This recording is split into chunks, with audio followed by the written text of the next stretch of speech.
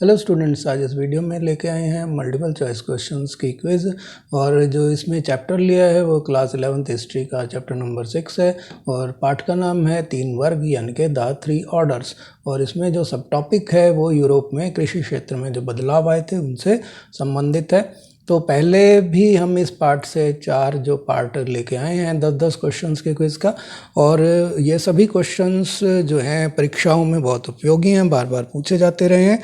अगर आपने वो नहीं देखे हैं तो आप डिस्क्रिप्शन में लिंक पे जाके उनको देख सकते हैं। आज हम इसका 5th पार्ट लेके आपके पास आए हैं जिसमें आपको मिलेंगे बोर्ड और अन्य प्रतियोगी परीक्षाओं में पूछे गए महत्वपूर्ण सवाल। तो शुरू करते हैं क्विज को। क्वेश्चन नंबर 1 है, 11वीं सदी में फ्रांस के किस प्रांत के ड्यूक विलियम ने सेना सहित इंग्लिश चैनल पार कर इंग्लैंड के सैक्सन राजा को हराया? यानी कि in 11th century Duke William, Duke of which part of France, defeated the Saxon king of England on the English Channel with the army?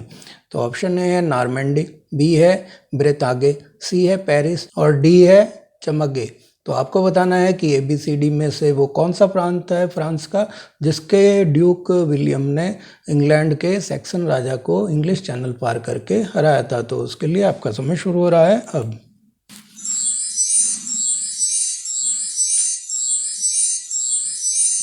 तो इसका जो सही जवाब है वो है ए नॉर्मैंडी। तो नॉर्मैंडी प्रांत के जो शासक थे ड्यूक विलियम, तो ये जहाँ पर आपको दिखाई ये फ्रांस का नक्शा है पर्पल कलर से, इसमें जो येलो कलर से पार्ट दिखाया गया है ये नॉर्मैंडी है जो कि उत्तरी फ्रांस में एक प्रांत है। और यहाँ से आप देख रहे हैं कि इंग्लैंड बिल्कुल पास में ही है। इन दोनों देशों को इंग्लिश चैनल जो है अलग करता है। तो इस इंग्लिश चैनल को उन्होंने अपनी सेना के साथ पार किया और यहाँ पे जो सैक्सन वंश का राजा था उसको पराजित कर यहाँ पर अपना शासन स्थापित किया था। अगला क्वेश्चन है क्वेश्चन नंबर 2, किस सम्राट ने भूमि की नाप करवाकर उसके नक्शे बनवाए और उसे अपने साथ आए 180 नॉर्मन अभिजातों में बांट दिए? यानी कि which emperor got the land measured and got its map and distributed its among the 180 Norman nobles who come with him? तो ऑप्शन ए है माल्कम थर्ड, बी है विलियम प्रथम, सी है एडवर्ड द कफेसर और डी है Henry first यानी कि Henry प्रथम। तो आपको बताना है कि वो कौन सा सम्राट था इंग्लैंड का जिन्होंने वहाँ की भूमि को नपवाया, उसके नक्शे भी बनवाए और फिर जो फ्रांस से उनके साथ जो 180 नॉर्मन अभिजात वर्ग के लोग आए थे उनको वो सारी ज़मीन बांट दी और उन्हें लैंडलॉर्ड बनाया। तो उस शासक का क्या नाम था? उसके लिए आपका समय शुरू हो रहा है अब।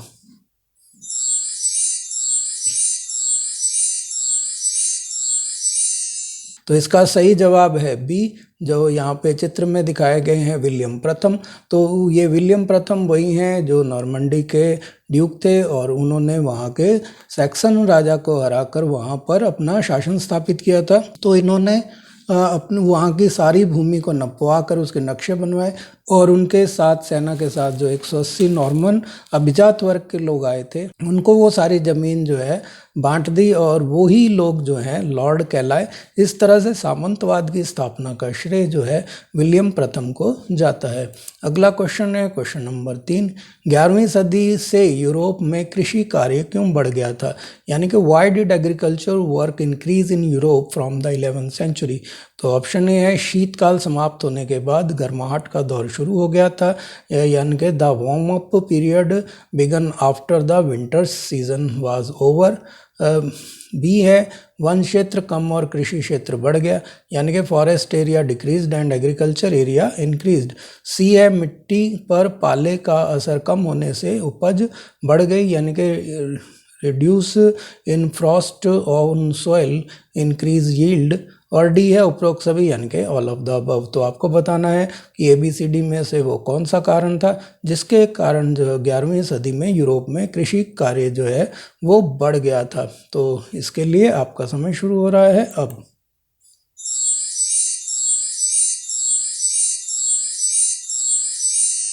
तो इसका जो सही जवाब है वो है डी, उपरोक्त सभी यानी कि ऑल ऑफ द अबव।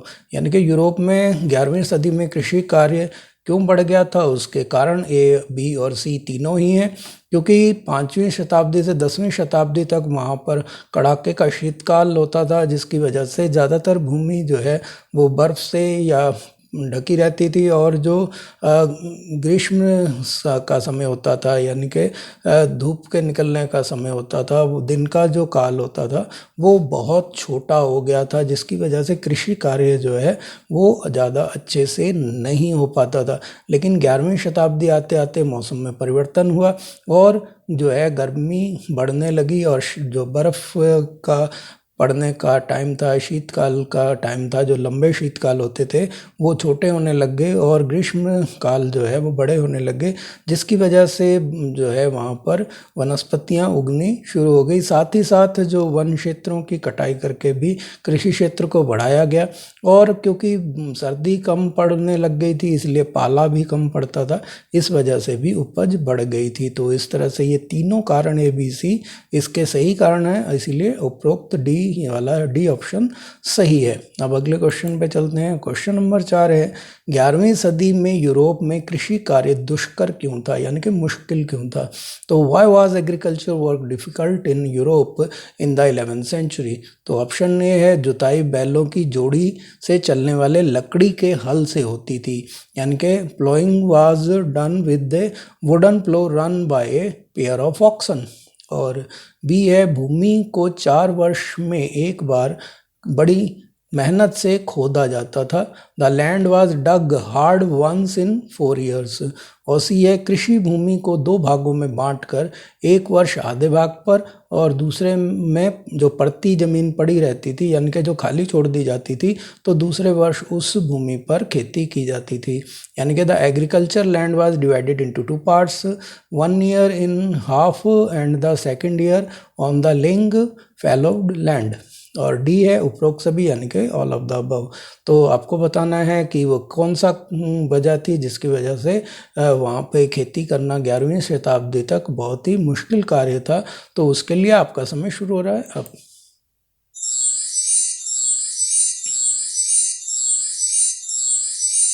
तो इसका जो सही जवाब है वो है डी, उपरोक्त सभी, यानी कि ये सभी कारण जो हैं उसके लिए उत्तरदायी थे। क्योंकि खेती जो शुरू में लकड़ी के हल से की जाती थी, तो लकड़ी का हल जो है ज़्यादा गहराई तक मिट्टी को नहीं खोद पाता था, जिससे उपज जो है ज़्यादा नहीं हो पाती थी। और दूसरा कारण ये भी था कि भूमि को जो है उन्हें एक बार अपने हाथों से फावड़े कुदाल वगैरह से खोदना पड़ता था काफ़ी गहराई तक, जिसमें बहुत ज़्यादा मेहनत कर लगती थी। तो ऐसा जो है 4 वर्ष में एक बार ही वो लोग करते थे, इस वजह से भी उपज कम होती थी, क्योंकि जड़ों को जो है फैलने के लिए ज़्यादा मिट्टी जो है नहीं मिल पाती थी, क्योंकि मिट्टी अंदर से बहुत ही ज़्यादा कठोर होती है। तो जब तक उसके ऊपर गहरे तक हल नहीं चलाया जाए तो अच्छे से फसल नहीं होती है। तो और इसके साथ ही साथ जो भूमि की क्योंकि उपजाऊ क्षमता कम थी, तो उन्होंने भूमि को किसानों ने 2 भागों में बांट रखा था। तो एक में जो है एक वर्ष आधी भूमि में वो फसल लगाते थे और बाकी आधी भूमि को छोड़ देते थे, पड़ती छोड़ देते थे, और अगले वर्ष जो है उसमें दूसरे वाले में फसल लगाया करते थे दूसरे मौसम में। यानी कि अगर एक में शीतकाल में उन्होंने कोई फसल लगाई, जैसे गेहूं की लगाई, तो अगले बार जो है वो उसमें ग्रीष्म ऋतु या लगती हुई किसी वसंत ऋतु वगैरह में उसमें जो है वो सेम वगैरह या कुछ और इस तरह की फसल लगाया करते थे जो उस मौसम में होती थी। तो इस वजह से जो है उनको फसल, क्योंकि वर्ष में एक ही उपज ले पाते थे और वो भी आधी भूमि से ही, इसीलिए उपज जो है बहुत कम होती थी। तो इस तरह से हम कह सकते हैं कि ये सभी कारण जो हैं इसके लिए उत्तरदायी थे। क्वेश्चन नंबर 5 है, कृषकों और लॉर्डों में विवाद किस वजह से बढ़ने लगे, यानी कि what caused his disputes between the farmers and the lords. तो ऑप्शन ए है, लॉर्ड अपनी आय बढ़ाने के लिए कृषि भूमि को बढ़ाकर कृषकों से अधिक बेगार करवाने लगे। To increase his income, Lord started increasing agriculture land and forced more farmers to work। और बी है, कृषक अपने खेतों में लॉर्ड के खेतों की अपेक्षा अधिक मेहनत करने लगे और अधिकतर उत्पाद जो है वो अपने पास ही रखने लगे। यानी कि the farmer began to work harder in their fields than lord's fields and kept more of the produce with them। और सी है, लॉर्ड वनों और चारागाहों को निजी परंतु कृषक जो लोग थे वो समुदाय की संपत्ति समझते थे। तो Lord consider forest and the grasslands were private but the farmers believed that it was the property of community. और डी है, उपरोक्त सभी यानी कि ऑल ऑफ द अबव। तो आपको बताना है कि वो कौन से कारण थे जिनकी वजह से कृषकों और लॉर्डों में विवाद जो है वो बढ़ गया था। तो इसके लिए आपका समय शुरू हो रहा है अब।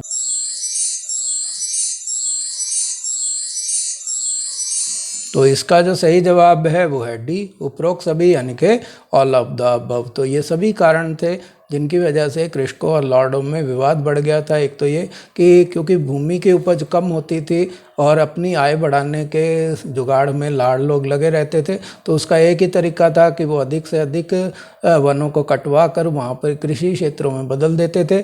और क्योंकि उस पर बेगार का काम जो है किसानों को करना पड़ता था, इसीलिए किसानों को उसमें बहुत ज़्यादा मेहनत करनी पड़ती थी, जबकि उनको उसके बदले में कुछ भी नहीं दिया जाता था। तो इस वजह से भी कृषक जो है वहाँ पे काम करके खुश नहीं होते थे। और इसके अलावा कृषक चाहते थे कि वो अपने जो खेत हैं उन पे लॉर्ड के खेतों की बजाय ज़्यादा मेहनत करते थे, क्योंकि उनकी उपज जो होती थी उसका कुछ हिस्सा वो लॉर्ड को देते थे, बाकी अपने पास रखते थे। तो वो अधिकतर उत्पाद जो है उसमें से अपने पास रखने लग गए थे। साथ ही साथ वो जो है ये भी सोचते थे कि लॉर्ड और जो है वनों और चरागाहों को अपनी खुद की प्रॉपर्टी समझते हैं, निजी संपत्ति समझते हैं, जबकि कृषक सोचते थे कि वन और चारागाह जो हैं वो सभी लोगों के सभी समुदाय के लोगों के निजी संपत्ति हैं, सार्वजनिक संपत्ति है, ना कि वो एक निजी संपत्ति है। तो इतनी सोचों की वजह से जो है उनमें विवाद बढ़ने लगे। क्वेश्चन नंबर 6 इस प्रकार है, कृषि की उपज बढ़ाने के लिए हलों में क्या सुधार किए गए। तो कुछ हल यहाँ पे दिए गए हैं। तो यहाँ पे जो पहला हल है वो ये है कि हल में लकड़ी की जगह लोहे की भारी नोक वाले फाल बनाए गए। दूसरा ये है कि जुआ बैलों और घोड़ों के गले के बजाय कंधों पर बांधा जाने लगा। और तीसरा है कि बैलों और घोड़ों के खुरों में नाल लगाई जाने लगी। यानी कि what improvement were made in the ploughs to increase agricultural yield. First, in the plough instead of wood heavy iron plowshare made of plow. Second, yoke was tied on the shoulders instead of the neck of oxen and horses. And third one is the iron shoes were started to be used in the hooves of oxen and horses. तो यहाँ जो संभावित उत्तर हैं A, B, C, D वो इस प्रकार हैं कि ए के हिसाब से कि केवल 1 और 2 ठीक हैं, यानी कि ओनली 1 and 2 आर करेक्ट। और बी के हिसाब से केवल 1 और 3 ठीक हैं, यानी कि ओनली 1 and 3 आर करेक्ट। और सी के हिसाब से 2 और 3 ठीक हैं, यानी कि 2 and 3 आर करेक्ट। और डी के हिसाब से तीनों ही ठीक हैं, यानी कि ऑल 3 आर करेक्ट। तो आपको बताना है कि ABCD में से कौन सा इसका सही जवाब है। तो उसके लिए आपका समय शुरू हो रहा है अब।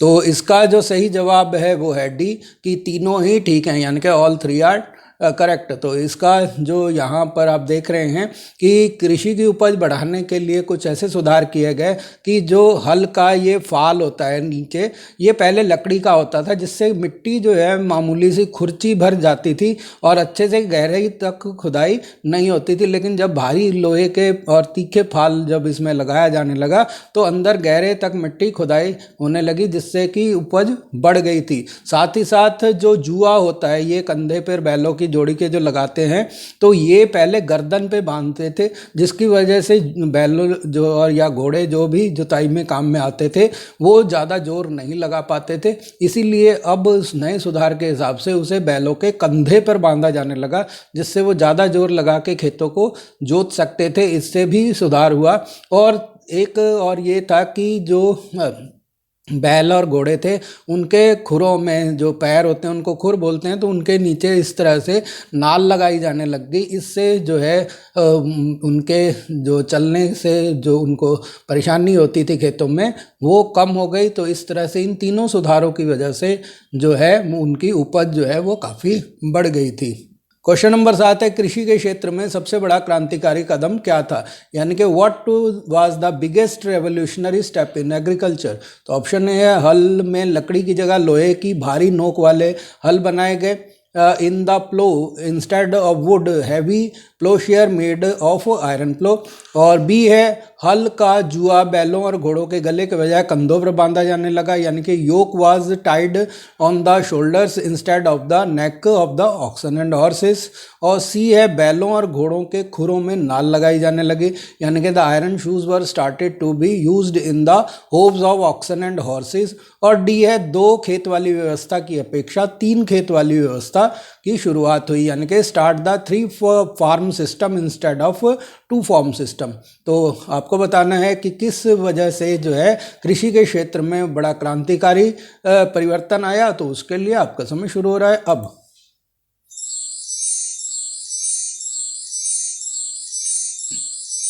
तो इसका जो सही जवाब है वो है डी, 2 खेत वाली व्यवस्था की अपेक्षा 3 खेत वाली व्यवस्था की शुरुआत की गई थी। इस तरह से जो किसान थे वो अपने खेतों को पहले जो 2 भागों में बांट लेते थे, अब उन्होंने 3 भागों में बांटना शुरू कर दिया। इस व्यवस्था से वो जो है ज़्यादा फसलें ले पाते थे, क्योंकि अब पड़ती भूमि वो जो है कम उन्हें रखनी पड़ती थी, और वो खेतों में जो है हर 1.5 वर्ष बाद एक फसल ले पाते थे मौसम के हिसाब से उसको परिवर्तित करके। तो इस तरह से दो खेत वाली व्यवस्था के बजाय 3 खेत वाली व्यवस्था जो है वो क्रांतिकारी कदम साबित हुई।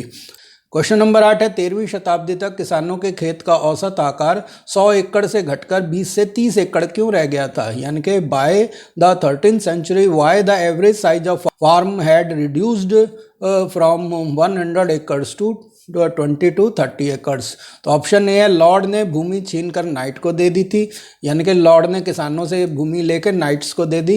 Lord took the land and gave it to the knight. और बी है, जनसंख्या बढ़ने से प्रति कृषक खेती योग्य भूमि कम हो गई थी, यानी कि due to increase in population cultivable land पर कल्टिवेटर वाज रिड्यूस्ड। सी है, कृषि उत्पादन बढ़ने से अब अधिक भूमि पर कृषि करने की आवश्यकता नहीं रही थी। With the increase of agriculture production there was no need to do agriculture on more land. और डी है, उपरोक्त सभी, यानी कि ऑल ऑफ द अबव। तो आपको बताना है कि ABCD में से कौन सा उत्तर सही है। तो उसके लिए आपका समय शुरू हो रहा है अब।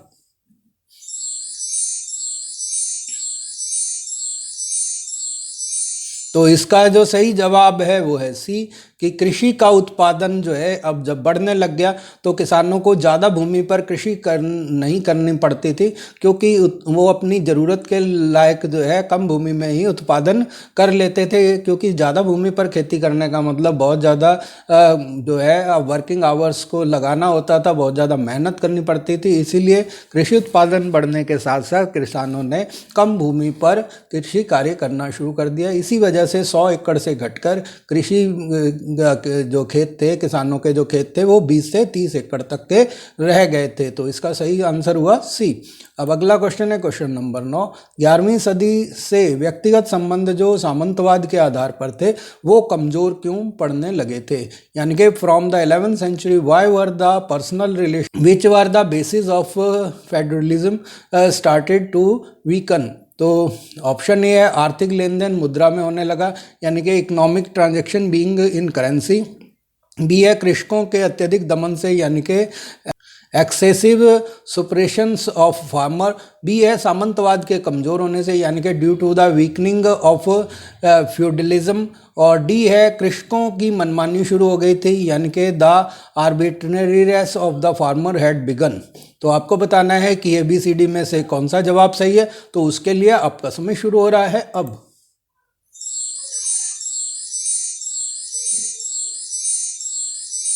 तो इसका जो सही जवाब है वो है ए, आर्थिक लेन देन अब मुद्रा में शुरू हो गया था। इसीलिए किसान जो है अपना लगान का काम जो है वो धन देकर, मुद्रा देकर करने लग गए थे। पहले जो है लेन देन वस्तुओं विनिमय से होता था, और लगान भी जो है वो अनाज के रूप में, अन्न के रूप में ही चुकाया जाता था। इसीलिए जो है उनको व्यक्तिगत रूप से सामंतों के साथ मिलना पड़ता था, लॉर्ड्स के पास जाना पड़ता था। लेकिन मुद्रा में होने की वजह से व्यापार, वो इसे व्यापारियों को भी बेचने लग गए थे। तो इस तरह से सामंतवाद का आधार जो था, वो जो व्यक्तिगत संबंधों पर आधारित था, वो कमजोर पड़ने लगा। अब इस वीडियो का लास्ट क्वेश्चन है, क्वेश्चन नंबर 10।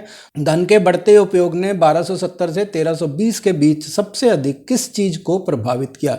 यानी कि increased use of funds influenced what most between 1270 to 1320।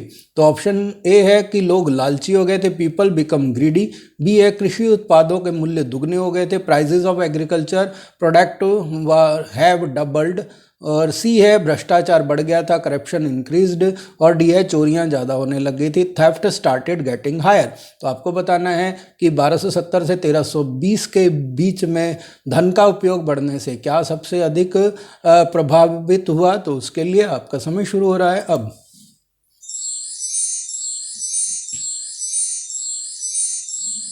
तो इसका जो सही जवाब है वो है बी, कृषि उत्पादों के मूल्य दुगने हो गए थे। क्योंकि जब भी कभी संकट आता था, किसी भी प्रकार का प्राकृतिक संकट आया, तो उससे अनाज का उत्पादन प्रभावित होता था। लेकिन क्योंकि पहले जो है जो खाद्य उत्पाद थे, वो वस्तु विनिमय के हिसाब से दिए जाते थे। तो एक वस्तु की तंगी होने पर बाकी वस्तुओं के साथ उन पे असर नहीं पड़ता था। लेकिन यहाँ अब क्या होने लगा कि धन के रूप में जब वो दूसरी जगह बेचने लग गए, तो व्यापारियों को किसान अगर कम उत्पादन होता था तो अधिक मूल्य पर देते थे ये, और व्यापारी आगे अपना मुनाफा बढ़ाने के लिए उनको ऊंचे और ऊंचे दामों पर बेचते थे। तो इस वजह से इस पीरियड के अंदर 1270 से 1320 के बीच में जो खाद्य उत्पाद है, कृषि उत्पाद थे, उनके मूल्य जो है वो दुगने हो गए थे। इसके साथ ही ये क्विज समाप्त हुई। आपने जो अपना कीमती समय दिया उसके लिए धन्यवाद। अपना स्कोर कैलकुलेट करके कमेंट बॉक्स में बताइए कि 10 में से आपको कितने अंक मिले हैं। वीडियो पसंद आए तो उसे लाइक करें, और अगर आपने मेरा चैनल अभी तक सब्सक्राइब नहीं किया है तो उसे रेड बटन दबा के सब्सक्राइब कर लें, और वीडियो को ज़्यादा से ज़्यादा शेयर करें ताकि और लोग भी इसका लाभ उठा सकें। धन्यवाद।